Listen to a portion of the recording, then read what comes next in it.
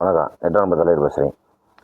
நம்ம பாரதிய ஜனதா ஆளக்கூடிய மாநிலங்களில் பூராமே அல்லது அவங்க காடு உண்ற இடங்களில் பூராமே எப்படி காடு உண்ணாங்க, எப்படி ஆண்டாங்க அப்படின்னு பார்க்கும்போது எதிர்கட்சிகளை பூரா ஒன்று உடைச்சிடுறது, இல்லைன்னா பெரிய பலமான ஆளை வந்து அவங்க இழுத்து வச்சுக்கிறது, இல்லைன்னா சுக்கு சுக்கு ஆக்கி விட்டுறது அந்த கட்சியை. இதில் தான் அவங்க ஆட்சியை தொடர்ந்து பிடிச்சிக்கிட்டே இருக்கு. குஜராத்தில் கூட தொடர்ந்து 30-40 வருஷம் பிடிக்கிறேன்னா அங்கே யாருமே எதிராளி வளர விடக்கூடாது.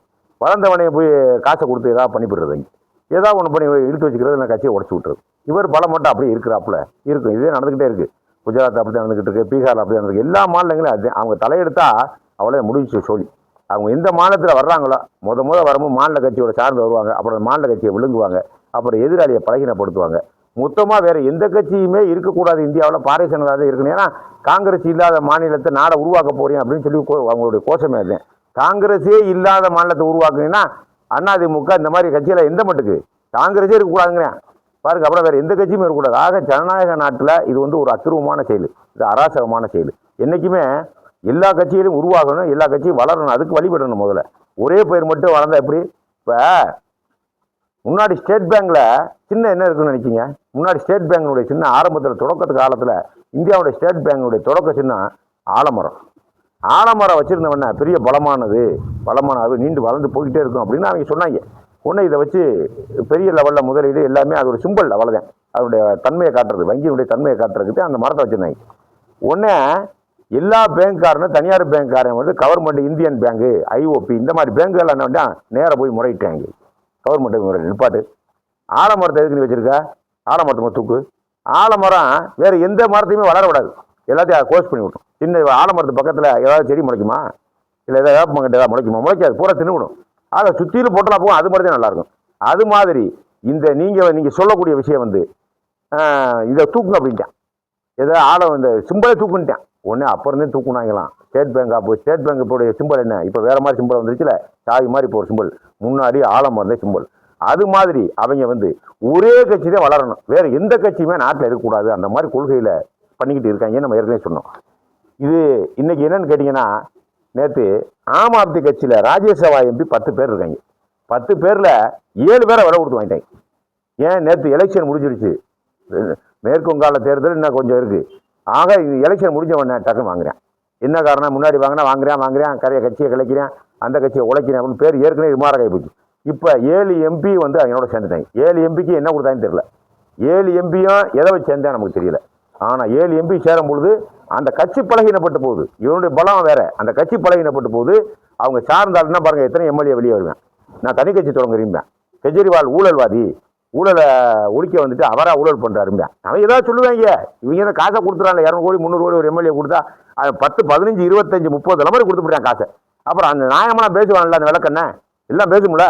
காசை வாங்கிட்டு முன்னாடி தீக்கு வழி இல்லாதவன் அவன் தூக்கி தேர்தல் அப்பல கெஜ்ரிவால் அவனை தூக்கி எம்எல்ஏ ஆனவன இன்னைக்கே அவன் சட்டமாக பேசுறானே. இல்லை அவரே ஊழலில் போயிட்டாரு. நீ ஊழலில் காசு வாங்கிட்டு போகணும்னு சொல்ல முடியானே. எதுக்கு அந்தால போயிட்டு சும்மா இருக்கால, ஜெயிலில் இருந்து வந்திருக்காங்க, அந்தால பிடிச்சி ஏன் பேசுகிறேன். ஆக மொத்தத்தில் இவங்க இதே மாதிரி வேலை தான் தொடர்ச்சியாக பண்ணிக்கிட்டே இருக்காங்க. ஒரு மாநிலத்தாதே. நான் இதுக்கு தான் சொன்னேன், அதிமுகவோட வேணாமையா அவங்களோட ஒட்டு வைக்காத, உறவு வைக்காத அப்படின்னு நான் சொன்னேன். நான் இன்னும் முடிச்சிட்டாங்களா கதையா? 10 எம்பி போகிறேன், நீலாம் 6, நீ இப்பயே போயிட்ட எல்லாரும். இப்போ நீங்கள் எப்படி பண்ணுவீங்க சொல்லுங்க? விஜயோட கூட ரகசிய பேச்சுவார்த்தை ஒன்று இருக்கான். ஏன்னா முன்னாடி இருந்த விஜயனுடைய தீவிரமான பேச்சு தேர்தலில் பரப்புறதுல பாரதிய ஜனதாவை எங்கே வந்தீங்க? பாரதிய ஜனதா நீங்கள் எங்கே வந்தீங்க? என்ன காரணம்? உங்களுக்கு அவங்களுக்குள்ள உறவு இருக்குது, அவ்வளோதான். அதிமுகவுக்கு விஜய்க்கு உறவு இல்லை, பாரதிய ஜனதாவுக்கும் விஜய்க்கு உறவு இருக்குது. அதை பார்த்துக்க. 2 பேர் மட்டும் செய்யட்டும். யார்? விஜய் சார்ந்த 2 பேர் மட்டும் செய்யட்டும். அப்படியே கட்சியில் சேர்த்துருவாங்க. சேர்த்து விஜய முதலமைச்சர் எடப்பாடி பாப்பா ஊர் பக்கம் பாப்பான்ட்டுவாங்க. ஊர் பக்கம் போங்க, நாங்கள் பார்த்துக்குறோம் அப்படின்வாங்க. இருக்கக்கூடிய மாவட்ட செயலாளர் கையை தூக்க மாட்டேன். எடப்பாடி என்ன நீங்கள் என்ன வத்தி வருதுன்னு கேட்க மாட்டேன். மந்திரி கேட்க மாட்டாங்க.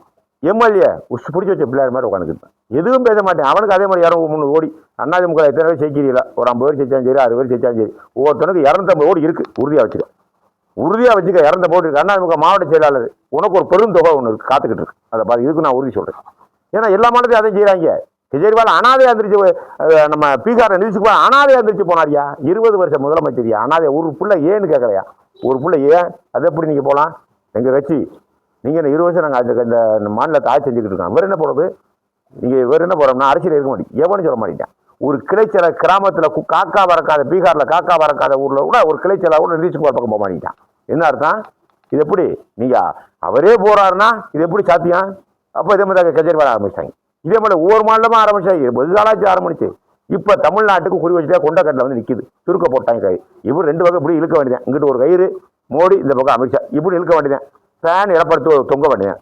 இதுதான் நடக்க போகுது. வேற வழியே இல்லை. இதை போய் நீங்கள் தேர்தல் நின்று என்ன நிற்கலாம் என்ன? இதுக்கு எதுக்கு வரைஞ்சி விட்டு நின்றீங்க? இதுக்கு எதுக்கு ஊர் ஊரா அந்த அக்கி நட்சத்திர இல்லை? எதுக்கு அண்ணாமிக்காரன் எதுக்கு ஓட்டு போட்ட? இந்த கதை முடிஞ்சிச்சா? உன் கதையை முடிஞ்சு சொல்லி முடிஞ்சிச்சு, அவ்வளோதான். அதனால ஏற்கனவே ஒரு ரிமார்க் ஒன்று இருக்கு. ஐநா சபையில் ரிமார்க் பண்ணிட்டாப்புல ராகுல் காந்தி. ஒவ்வொரு கட்சியும் ஒழிக்கிறாங்க, அங்கே ஜனநாயகமே கிடையாது, அங்கே எல்லா இடத்துலையுமே ரைடு, இப்போ எதிர்கட்சியில் ஒடுக்குறது, எந்த கட்சியும் வளர விடுறது இல்லை, சும்மா ரைடு, எல்லா பேரும் உள்ளே கிடக்காங்க அப்படின்னு சொல்ல விட்டிய. நேரு அமெரிக்காக்காரன் கூப்பிட்டு விளக்கம் கேட்டு மோடியும் அமித்ஷா ஒன்றுக்கு போனாங்க 2 பேரும். அதான் அப்போ ஐயோ சாமி அப்படிலாம் இல்லை, இப்படியெல்லாம் இல்லை, அப்படிலாம் கெஞ்சி கூத்தாடிதான் அந்த பிரச்சனையை சால்வ் பண்ணாங்க. திருப்பி அந்த பிரச்சனை நீங்கள் என்ன விடுதலை படுறீங்கன்னு நினைக்கிறீங்க? எந்த கட்சியும் ஒழிக்காத. ஒரு கட்சி அழிஞ்சு போச்சுன்னா இந்த நாடே அழிஞ்சு போகும்னு அர்த்தம். ஒரு கட்சி அழிஞ்சு போச்சுன்னா நாடே அழிஞ்சு போகும். நீ வேற ஆள் அழிக்கிற, உன்னை அழிக்க வேற ஆள் வருவேன், அவ்வளோதான். வேற என்ன? எவ்வளோ நாள் ஆக போகுது? எவ்வளோ நாளைக்கு நீங்கள் ராஜதந்திரத்தையே பயன்படுத்திக்கிட்டே இருப்பிய? அதிக கூறு மலுமட்டேன்றிருக்கேன். நீங்கள் அதிக கூறாக இருக்கிய. பாரிசனாவில் இருக்கவங்க தலைவர்கள் கூட ரொம்ப கூறாக இருக்கிய. சீக்கிரம் தோற்று போவிய.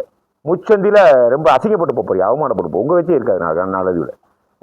என்ன வேலை பார்க்குறீங்க? ஒரு கட்சி வேலை கொடுத்து வாங்கிட்டு அவர் சரியில்லையும் பேட்டி கொடுக்க சொல்கிறது, இவர் சரியில்லையும் பேட்டி கொடுக்க சொல்கிறது. அந்த 7 பேர் இன்னைக்கு ராஜ்யசபா எம்பி போனானே, கெஜ்ரிவால் இல்லைன்னா உன்னை யாரையா எம்பி ஆக்குவேன் சொல்லி அந்த நாட்டில் சொல்லியா? இந்த நாட்டில் 7 பேர் உன்னை யார் ஆக்குவேன்? உன்னை யாராவது எம்பி ஆக்குவானா? ராஜ்யசபா எம்பி ஆக்க முடியுமா? 157 எம்எல்ஏ இருக்கானா அந்த கட்சியில்? லேசான விஷயமா? 157 பேர். பஞ்சாப்லையும் டெல்லியிலையும் சேர்த்து இப்போ டெல்லியில் 22 எம்எல்ஏ இருக்கான், பஞ்சாபில் 110 எம்எல்ஏக்கு மேலே இருக்கான். அப்போ என்னாச்சு? 157 எம்எல்ஏ இருக்கானா அந்த கட்சியில்? 157 உள்ள கட்சியில் பாருங்க, ஒரு வாரத்தில் பாருங்க, நான் நீ கெஜ்ரிவாலா அப்படியே அனாதையா அப்படியே போப்பா, ஊர் பக்கம் போப்பான்னு அனுப்பி விட்டுருவாங்க. அப்போ இதுதான் நடக்குது. இது வந்து ரொம்ப ஜனநாயகத்துக்கு ஆபத்து. இது ஜனநாயகத்துக்கு ஆபத்து. பாரதிய ஜனதாவுடைய போக்கே சரியில்லை. உலக நாடுகள்லாம் ரொம்ப கவனிச்சுக்கிட்டு இருக்கான். நீங்கள் நினைக்கிறீங்க மோடியை 2 பேருக்கு நினைக்கிறீங்க அவனை ஒழிச்சுட்டான், இவனை விலை கொடுத்து வாங்கிட்டான், இந்த கட்சி ஒழிச்சு அந்த கட்சி ஒழிச்சு, நீங்கள் நினைக்கிறீங்க. இதெல்லாம் நான் பேசுகிறத பார்த்து எடப்பாடியே சந்தோஷம் அடைவார். எடப்பாடி முடிச்சாருங்க. அவருக்கு தெரியும் பரவாயில்ல, கத்தி வந்துருச்சுன்னு அவருக்கே தெரியும். ஏன்னா ஒரு வருஷத்துக்கு முன்னாடி கூட்டணி வைக்கும் போதே அவருக்கு ஆள் காலின்னு எனக்கு தெரியும். ஒரு வருஷத்துக்கு முன்னாடி வைக்கா கூட்டணி அவங்களோட? இனி பைத்தியக்காரத்தனமா இருக்கு. அண்ணனே கூட்டணி வைப்பீங்களா? 1 வருஷம் 1.5 வருஷம் 4 வருஷம் 10 வருஷம் கூட்டணி வச்சா அவன் கொத்தடிமையா போறதா? ஆக மொத்தத்தில் உங்க பலகீனத்தை பூரா அவன் எடுத்துட்டேன். அவன் பலகீனத்தை விட்டு உங்களை ஒழிக்க பார்க்குறேன். அப்படியே விஜய குணம் கட்சியில் 2 சீட்டு வரலாம், அப்படியே முடிஞ்சு. விஜய முதலமைச்சராக்கி அந்த தொண்டரை பூரா பாரிசனை வாக்கிட்டு. அப்புறம் அதிமுகவுக்கு இங்கே என்ன வேலை? இங்கே என்னையா வேலை? அதிமுகவுக்கு ஒரு வேலையும் கிடையாதுயா. 5 வருஷம் இந்த அப்படியே அவனை துண்டை மாட்டிக்கிட்டு, அவனுக்கு காய்கறியை கட்டிக்கிட்டு, அவனை தாமரை வச்சுக்கிட்டு, மோடி அமித்ஷான்னு ராகம் பாடிக்கிட்டு இருக்க வேண்டியது. லூசு பிள்ளைங்க திறாங்க பாருங்க தமிழ்நாட்டில் பாரிசன மோடி அமித்ஷா, மோடி அமித்ஷா, அவங்களுக்கு எதுவுமே தெரியாது. அது மாதிரி நீங்களும் முன்னாடி எம்ஜிஆர் செயலாம் சொல்லிக்கிட்டு இருந்தாங்க. இல்லை இப்போ மோடி அமித்ஷா, மோடி அமித்ஷான்னு சொல்லிக்கிட்டே தெரிய வேண்டியது. அதனால இவங்க விஷக்கிருமி. நீங்க கட்சியே வச்சு நடத்த தேவையில்லையா? உனக்கு எதுக்கு அந்த கட்சி அதிமுக கட்சி கிளச்சி விட்டு போக முடியானையா? ஏய், அதை எடுத்து அழிக்கப்படலை, நீங்களே கழிச்சிருங்க, மனசோட கழிச்சு விடுங்க. நீங்க ஆண்டிய கழிச்சிய எல்லாமே நீங்களே கூட பண்ணிட்டு போக முடியாது. அவன் எதுக்கு போய் முதல வாயில மட்டும் நம்ம இதில் வாயில சிக்கிற மாதிரி சிக்கிக்கிட்டீங்களே, பாவம் வழி தெரியாமல் போயிட்டீங்களே. எல்லாருமே சிக்கி சின்னவனமாகி கடைசியில் ஒரு கட்சியவே அழிச்சு அவன்கிட்ட ஒப்படைச்சு நீங்களும் கொத்தடிமையாகி பேச்சு மூச்சு இல்லாமல் ஒரு பாடாதித்தனமாக ஆக போறீங்களே அதிமுக.